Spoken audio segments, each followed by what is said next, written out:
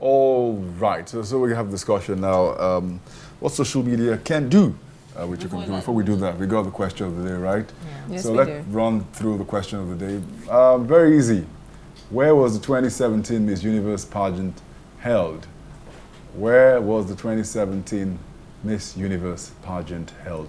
So you got the same question on our Facebook page. You go to the Facebook page, put in your answer, and you got to do it real quick because it's the first two correct answers which will be announced at the end of the show as being winners of our gift vouchers we have been given for the last couple of weeks. So there's it again. Or where was the 2017 Miss Universe pageant held?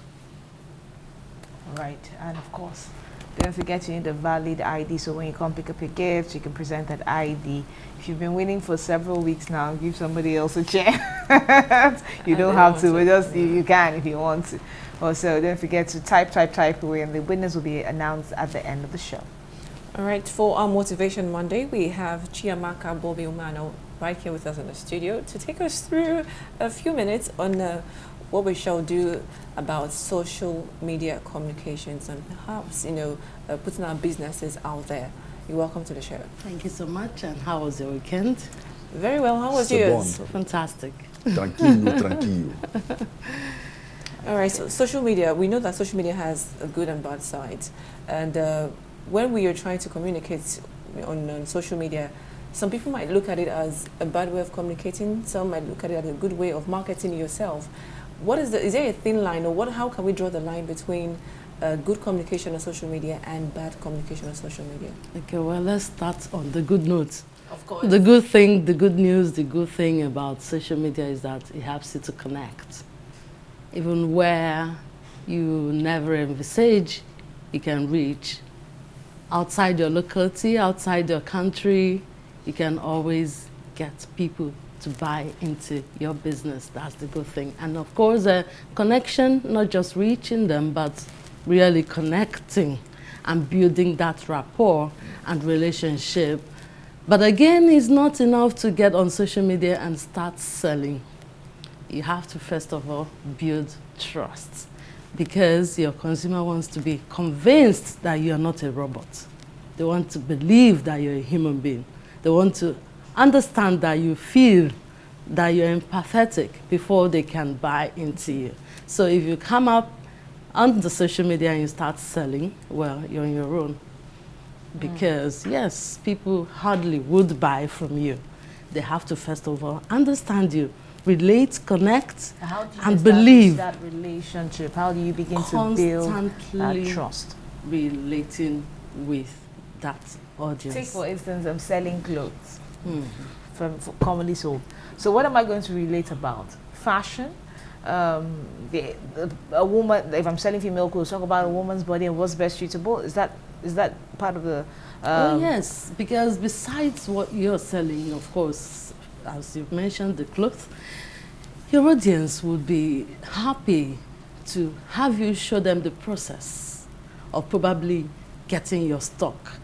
They would be excited to see that, oh, she's getting to Balogun Market today, for instance, and they want to see you struggling through the crowd or haggling and finally making the final decision of, okay, my customers will love this. It makes them feel that you're human, by the way, and you feel what they feel, and you go the extra mile to get something for them.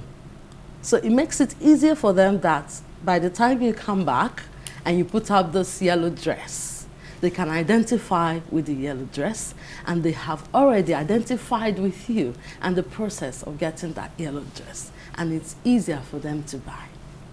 So it's as simple as that. So connection is very, very important, but you have to engage on a constant level. Say something. If we say every day, it might be too much, but for the small business owner, well, but let's say on a regular list, every other day, say something, engage them, let them be part of your life, so that by the time you sell, it's easier for them to buy into it. And of course, have what we call a sales funnel, whereby you lead them to your product. There's an avenue for them to enjoy something for free from you. And then they'll now feel, okay, this is our person. And by the time you put up something for sale, it's easier for them. Oh, we need to buy from our guy. Yeah. And, you know, Absolutely. sales happens. Let's talk about, I hear you mention the word audience like once or twice now. Let's talk about audience demographics and dynamics also too. How did you get the audience? How do you build that audience? Well, basically, by the time it's called niche marketing. You should be able to communicate exactly what it is you solve for the would-be audience. It makes it easier. For instance, just as Vicky mentioned, if you come out with a niche slogan that says, I sell clothes for size 8, for instance. Okay. Size 8 ladies.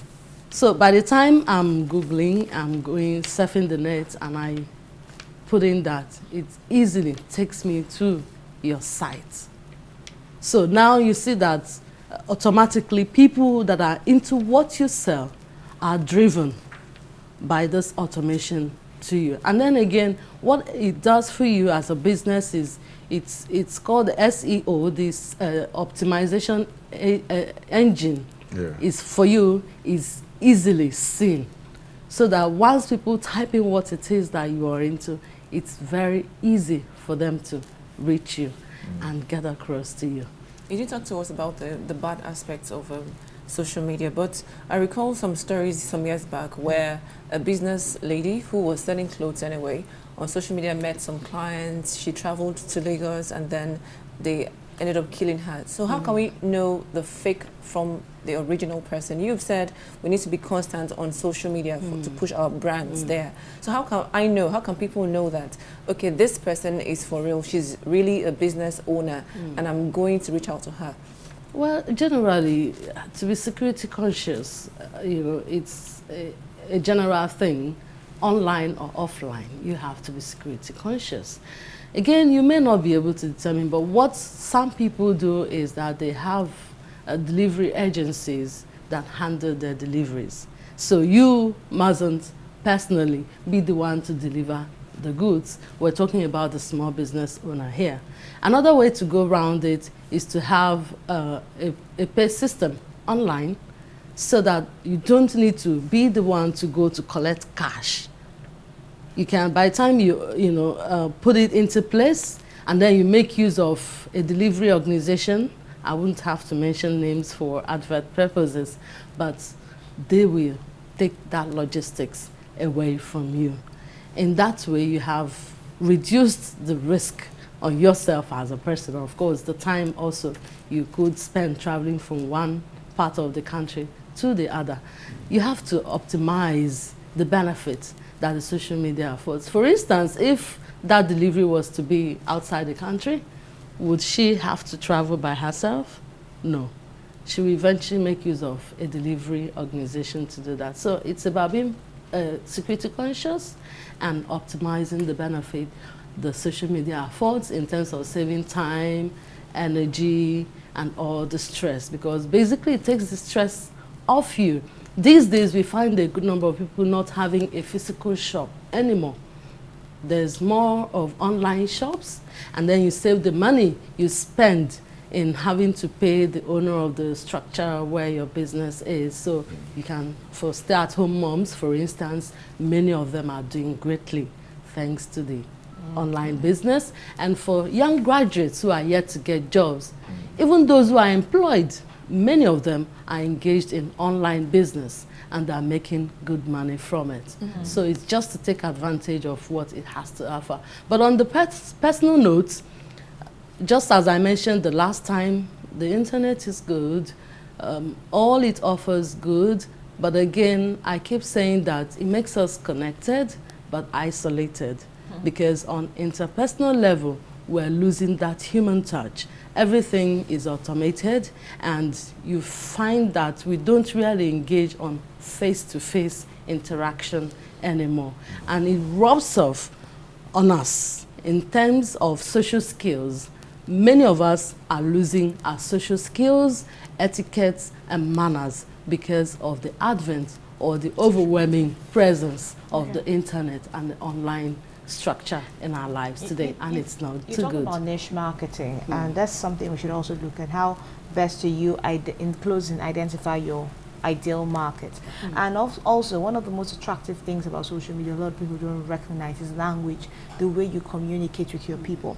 And when it comes to language, also handling a bad situation online. You can't avoid that there'll be mistakes every now and then, that maybe your delivery service isn't failed at some point, but having to get on top or in front of the story and handle it with the best language possible is what a lot of people do not understand. And it's very vital, because you can actually lose a customer by bad management of a bad situation. So if you, as a business owner, understand that customer is king and content is key, you will now be able to understand also the fact that you need to work hard on what you put out. If at any point in time you put the wrong thing out, take the time to apologize, because that's one thing that is lacking. Again, it falls under social skills. Being able to understand that you have offended the customer, or the customer feels offended by either your words or action. Go all out and apologize. And if possible, put out a makeup. It could be in terms of a free service or a free good to make up for what must have gone wrong. Now, in terms of knowing your audience, as you said, it's always also good to carry out an audience research. I'll give an instance with John Maxwell, the great speaker and coach. He once said that when he started out as a preacher and a pastor, by the time he carried out an audience research, the result was that most of the consumers of his product, which basically was more speaking, books, were from the secular world, from the business world. And then he said, what did he do? He went back to the drawing board. If I'm directing my messages to my flock, for instance, and the real consumers are in the business world, it means that I need to also focus on them. And what did he do? He started bringing in business principles from He did not try to force his niche. Not at all. In fact, he said that at the point when he interfaced with a customer, after giving him business nuggets, the customer was forced to ask, where do you get your business principles? Because it's different from what we have every day. And then he said, no, you don't want to know. But eventually, after much, he told, oh, I get it from the good book, the Bible. And then, you see, by researching and finding out who his audience was, he was able to not just widen his horizon, but also reach people who ordinarily wouldn't consume his product. We're out of time now, so always great talking with Amaka. Social media and business communication, wisdom for living, if you ask me. Nuggets we all need to make sure we make maximum profit. Thank you very much for coming on the show. Amaka Bobby-Umeano is our communication coach. Thank you very much. Have a wonderful day. Yeah, you too. So take a quick break. Come back. Rest of the show will continue. Please stay with us.